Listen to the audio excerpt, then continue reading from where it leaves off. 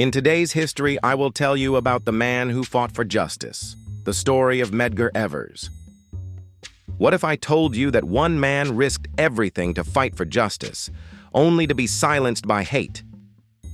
This is the story of Medgar Evers, a hero of the civil rights movement. Born in Mississippi in 1925, Evers grew up in a world of deep racial segregation. After serving in World War II, he came home expecting freedom, but nothing had changed. Black Americans were still denied basic rights. Instead of accepting it, Evers decided to fight back, not with violence, but with action.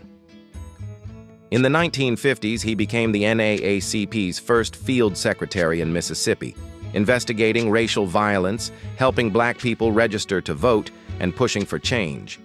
But in the South, standing up for civil rights was dangerous. He received death threats daily. Then came 1963, a turning point in history. The civil rights movement was gaining momentum, and Evers was at the center of it. He fought for justice in cases like Emmett Till's murder and helped lead protests against segregation. But his enemies were watching. On June 12, 1963, just hours after President Kennedy gave a speech in support of civil rights, Evers pulled into his driveway. Before he could reach his front door, a shot rang out. He collapsed, his blood staining the ground. He died an hour later.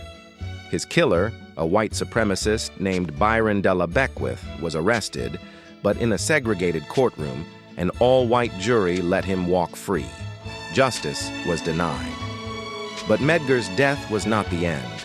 His murder sparked outrage, fueling the civil rights movement even more. 30 years later, in 1994, Beckwith was retried and finally convicted of Evers' murder. It took decades, but justice was served. Medgar Evers gave his life for equality, and his legacy lives on. His fight helped change America forever.